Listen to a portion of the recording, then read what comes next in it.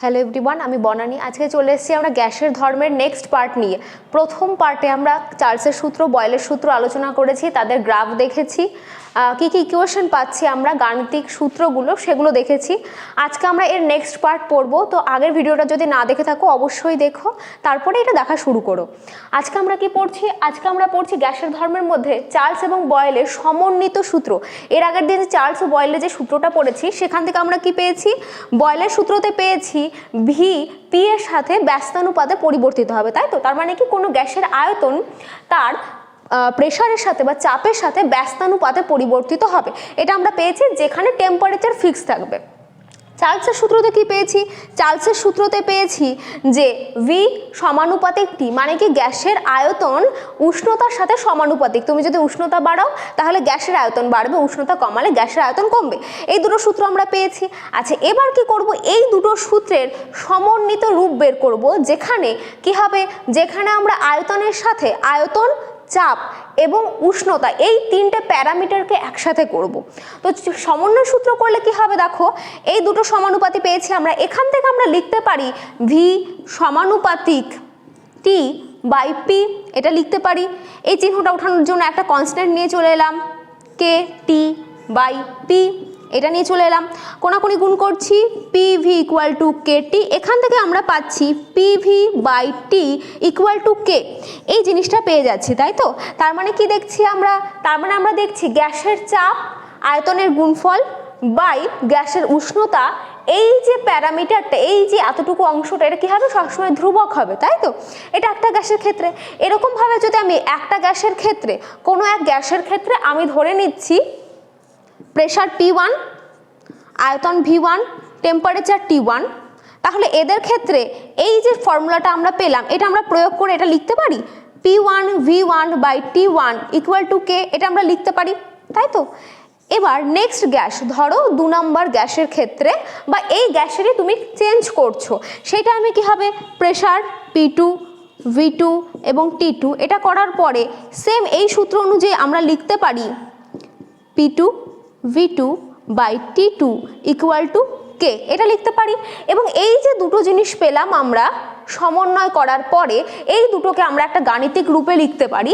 সেই গাণিতিক রূপটাই আমাদের অঙ্কতে কাজে দেবে। কি লিখতে পারি? এখান থেকে আমরা লিখতে পারি P1 V1 by T1 equals to P2 V2 by T2।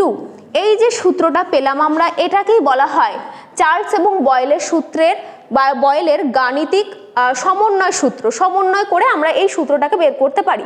এবার এখান থেকে কি কোশ্চেন আসে? লাস্টবার যে কোশ্চেনটা এসেছিল যে নিচের সূত্রগুলির মধ্যে কোনটি সঠিক। একদম ডাইরেক্ট ইকুয়েশন দেওয়া ছিল অপশানে, সেখান থেকে তোমাকে বলতে হতো কোনটা ঠিক কোনটা ভুল। তো ডাইরেক্ট অ্যান্সার এখান থেকে দেওয়া যায়। তাছাড়া আর কি কি কোশ্চেন আসে? এখান থেকে অঙ্ক আসে। এখান থেকে অঙ্ক আসে। কীরকম কি অঙ্ক আসে চলো এর পরের পার্টে দেখে নিচ্ছি। এখানে দেখো একটা কোশ্চেন নিয়েছি। কোশ্চেনে কি বলা হয়েছে?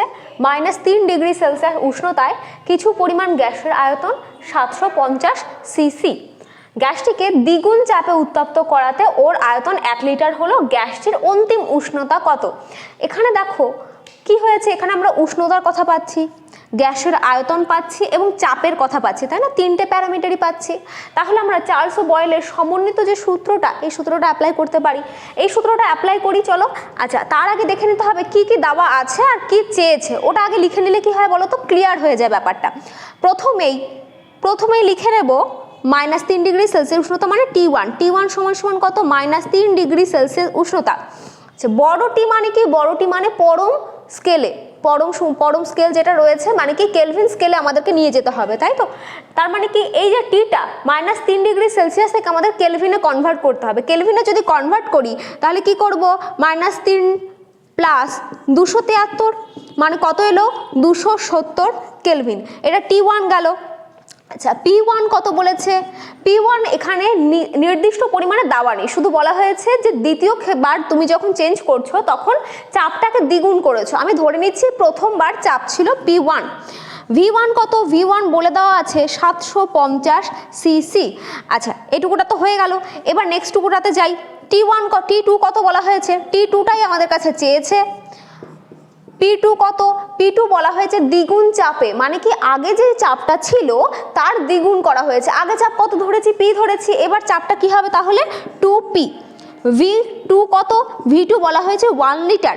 এবার দেখো এখানে সিসি আছে, এখানে লিটার আছে, দুটোকে সেম এককে নিয়ে যেতে হবে, তাই তো? মনে রাখবে 1 লিটার ইকুয়াল টু 1000 সিসি, ঠিক আছে? তার মানে আমরা এখান থেকে লিখতে পারি 1000 সিসি। এবার এই যে যতগুলো ইনফরমেশন, এখান থেকে আমার কি চেয়েছে? অন্তিম উষ্ণতা মানে T2, তাই তো?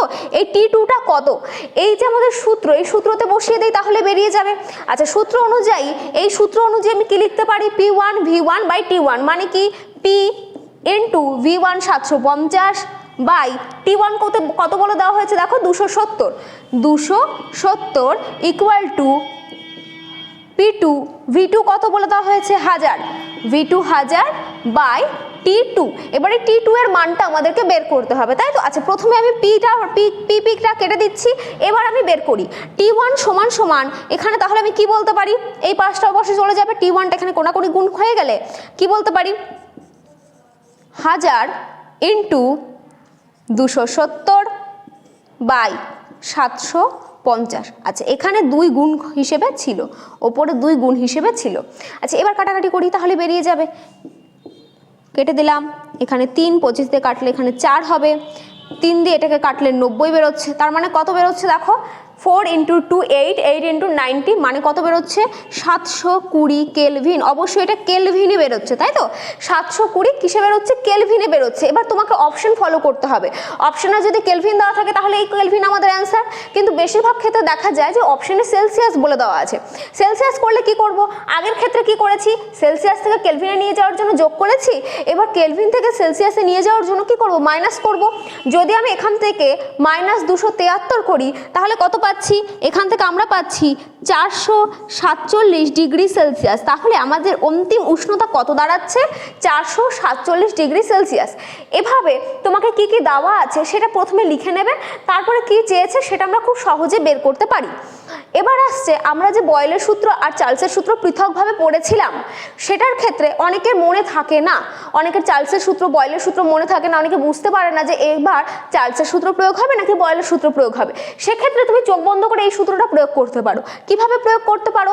যদি বলা হয় বয়েলের সূত্র, যদি হয় বয়েলের সূত্র, তার মানে অবশ্যই এই টার্মগুলো পাবে তুমি, যে সমান উষ্ণতায় বা উষ্ণতা অপরিবর্তিত রেখে বা স্থির উষ্ণতায়, মানে কি উষ্ণতা সমান। উষ্ণতা যদি সমান হয় তার মানে T1 এবং T2টা সমান, তার মানে এই দুটো কেটে যাচ্ছে। এই দুটো যদি কেটে যায় আমরা P1 V1 equal to P2 V2, এই যে সূত্র, বয়েলের সূত্র পেয়ে যাচ্ছি। আবার যদি চার্লসের কথা আসে, চার্লসের ক্ষেত্রে কি হয়? পিটা স্থির থাকে, তাই তো? সেখানে দেখবে এই টার্মগুলো পাবে একই চাপে, সমান উষ্ণতায় বা স্থির চাপে, এই টার্মগুলো পাবে। যদি সেটা হয় তাহলে P1 P2টা সমান হয়ে যাচ্ছে। এই দুটোকে আমরা কেটে দিলে দেখো V1 by T1 equal to V2 by T2, এই ফর্মুলাটা পেয়ে যাচ্ছি, তাই তো? তাহলে কি তুমি যদি এই ফর্মুলাটা মনে রাখো তাহলে একে আমরা চার্লস ও বয়েলের সমন্বিত সূত্রটাও করতে পারবো, শুধুমাত্র বয়েলের সূত্রও করতে পারবো, চার্লসের সূত্রও করতে পারবো, যার যেটাতে সুবিধা। তোমার যদি মনে হয় একটা মাত্র মনে রাখবো তাতেও চলবে, তোমার যদি মনে হয় না আমার আলাদা আলাদা মনে রেখেও সুবিধা, তুমি সেটা করতে পারো। যেভাবে দেওয়া থাকবে কোশ্চেনে শুধুমাত্র কোশ্চেন ফলো করবে যে কি দেওয়া আছে আর তোমার কাছে কি চাইছে। এখন অবধি আমরা বয়েলের সূত্র, চার্লসের সূত্র এবং সমন্বয়ের সূত্রটা দেখলাম, তাই তো? এবার আমরা দেখব আরও যে বাকি দুটো সূত্র রয়ে গেছে। কি কি সূত্র? গেলুসাকের সূত্র এবং অ্যাভোগাড্রোর সূত্র। এই দুটো সূত্র একটু জানতে হবে। এই সূত্রে আমরা অতটা গ্রাফ ব্যাপারটা দেখব না। এর আগের ক্ষেত্রে আমরা কি দেখেছি? বয়েল এবং চার্লসের আমরা গ্রাফ দেখেছি, প্রচুর গ্রাফ দেখেছি, কিভাবে কোনটার সাথে কোনটা চেঞ্জ হচ্ছে সেগুলো দেখেছি। এই দুটোর ক্ষেত্রে গ্রাফটা জানাটা অত দরকারি নয়, ঠিক আছে? এবার চলো প্রথমে কি বলা হয়েছে দেখো, গেলুসাকের সূত্র। গেলুসাকের সূত্র কার মধ্যে আছে?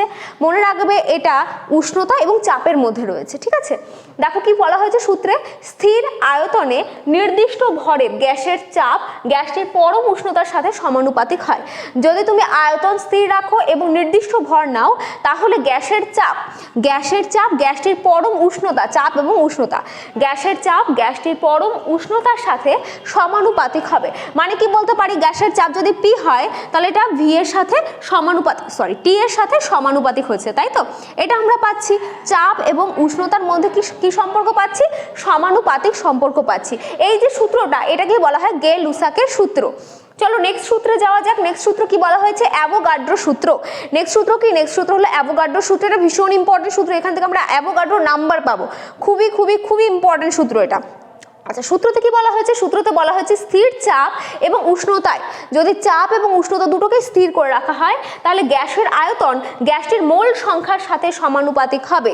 কোনো গ্যাসের আয়তন কি হবে? গ্যাসটির মোল সংখ্যার সাথে সমানুপাতিক হবে। এটা বলা হয়েছে অ্যাভোগাড্রো সূত্র। এবার এই সূত্র থেকে আমরা খুব একটা ইম্পর্টেন্ট জিনিস পাই। কি পাই? যদি দুটো গ্যাসের ক্ষেত্রে, তুমি যে কোনো গ্যাস নাও না কেন, যদি দুটো গ্যাসের চাপ এবং উষ্ণতা, কি বললাম?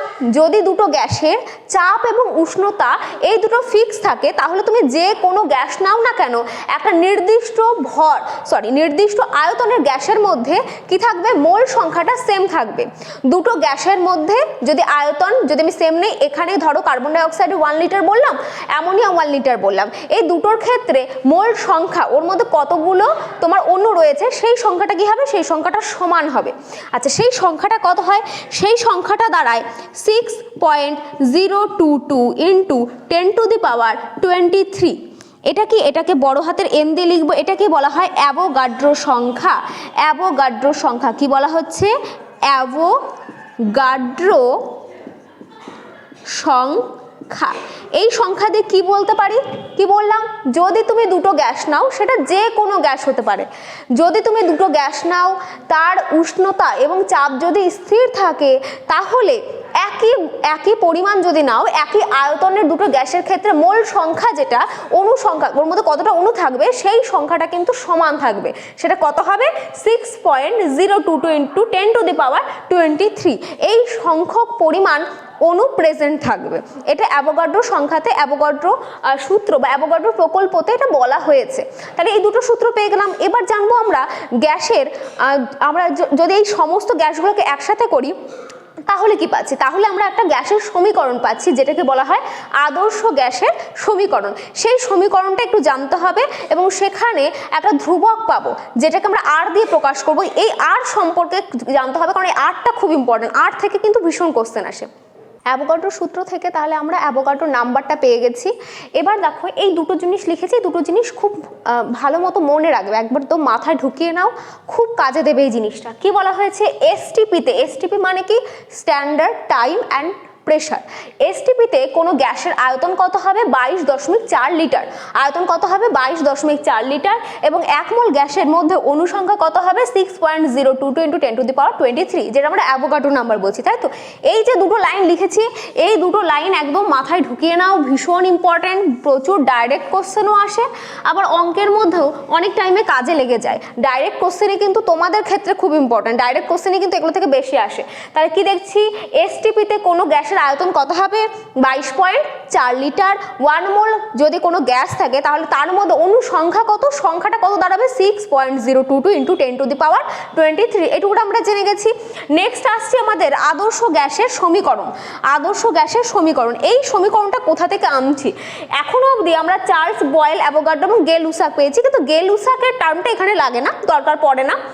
আচ্ছা, এই যে তিনটে সূত্র, বয়েলের সূত্রে ভি পি এর সাথে ব্যস্তানুপাতিক, চার্লসের সূত্রে ভি টি এর সাথে সমানুপাতিক, অ্যাভোগাড্রোতে ভি সমানুপাতিক এন, এই তিনটে আমরা জেনে গেছি, খুব ভালো মতো পড়া হয়ে গেছে। এবার এই তিনটেকে নিয়ে আমাদেরকে কি করতে হবে? আদর্শ গ্যাসের সমীকরণ বের করতে হবে। দেখো, এইখানে প্রত্যেকটা ভি এর সাথে সমানুপাতিক বা ব্যস্তানুপাতিক অবস্থায় রয়েছে, তাই তো? এবার এই তিনটে থেকে আমি এটা লিখতে পারি, ভি সমানুপাতিক এন টি বাই পি।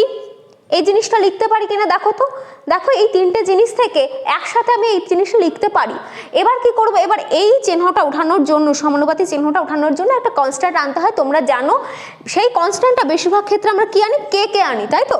কে আনি বেশিরভাগ টাইমে, কিন্তু আদর্শ গ্যাসের সমীকরণের ক্ষেত্রে আমরা আর আনবো। কি লিখবো? এন টি ইন্টু আর। এই আরটা কি? একবারই লিখছি। এই আরটা কি? আরটা হলো আমাদের ক্ষেত্রে ধ্রুবক। এবার কি দাঁড়াচ্ছে? P V equal to N R T. এই যে পেয়ে যাচ্ছ তুমি, একটা সমীকরণ, এটাকেই বলা হচ্ছে আদর্শ গ্যাসের সমীকরণ। কি বলা হচ্ছে? আদর্শ গ্যাসের সমীকরণ। ভীষণ ভীষণ ভীষণ ইম্পর্ট্যান্ট একটা সমীকরণ, আদর্শ গ্যাসের সমীকরণ। সেটা কি? PV equal to nRT. আচ্ছা, এবার এই জায়গাটাতে আরটা কি? আর হলো একটা ধ্রুবক। এই ধ্রুবকটাকে কি বলা হয়? গ্যাসের সমীকরণে যেহেতু ইউজ করছি, এই ধ্রুবকটাকে বলা হবে গ্যাস ধ্রুবক বা সার্বজনীন গ্যাস ধ্রুবক। কি বলা হচ্ছে? সার্বজনীন গ্যাস, সার্বজনীন গ্যাস ধ্রুবক। এই ধ্রুবকটার একটা মান রয়েছে এবং এর একক খুব জিজ্ঞাসা করে। একক কি দাঁড়াবে? মান সহ লিখে দিচ্ছি। আর এর মান এবং একক কি দাঁড়াচ্ছে? যদি আমি এসআই পদ্ধতিতে লিখি তাহলে দাঁড়াচ্ছে মানটা 8.31 জুল পার মোল পার কেলভিন। সিজিএস এ দাঁড়ালে কি হবে? সিজিএস এ জুল থেকে তোমাকে ক্যালোরিতে কনভার্ট করতে হবে, সরি আর্গে কনভার্ট করতে হবে, তাই তো? তাহলে যদি আমি আর্গে কনভার্ট করি 8.31 জুল ইকুয়াল টু 10⁻7 আর্গ ধরা হয়, ঠিক আছে? তাহলে এখানে আমি কি করবো? 10⁻7 গুণ করে দেবো। যদি গুণ করি তাহলে কত পাচ্ছি? 10⁻7 আর্গ পার মোল পার কেলভিন। তাহলে আমরা কি পাচ্ছি এখান থেকে? দেখো, আদর্শ গ্যাসের সমীকরণ পেলাম পিভি ইকুয়াল টু এনআরটি। এখান থেকে আর জানতে পারলাম কি? আর হলো আমাদের সার্বজনীন গ্যাস ধ্রুবক। যদি বলা হয় আর এর মান কত, মান কত দাঁড়াবে? 8.31 এসআই পদ্ধতিতে। সিজিএস পদ্ধতি কি দাঁড়াবে? 8.31 ইন্টু 10⁻7 এটা দাঁড়াচ্ছে। এবং যদি এককের কথা বলা হয়, খুব কিন্তু জিজ্ঞাসা করে এককটা, একক কি হবে? দেখো, জুল পার মোল পার কেলভিন। আর সিজিএস এ কি দাঁড়াচ্ছে? আর্গ পার মোল পার কেলভিন। এই ছিল আমাদের গ্যাসের সমীকরণ এবং এই চ্যাপ্টার আপাতত এখানে শেষ হচ্ছে। এই সমস্ত কিছু প্রত্যেকটা, এই চ্যাপ্টারটা তুলনামূলক বড় এবং অনেক কিছু মনে রাখার 4-4টে সূত্র রয়েছে, সেগুলো সমন্বয় রূপ রয়েছে, আদর্শ গ্যাসের সমীকরণ রয়েছে। তো খুব ঠান্ডা মাথায় পড়ো, কনসেপ্ট আশা করি ক্লিয়ার হয়ে যাবে। একবারে না হয় দুবার পড়ো, 3বার পড়ো, আশা করি সবটা হয়ে যাবে। তারপরে তুমি বাকি কোশ্চেনগুলোর অ্যান্সার দিতে পারবে।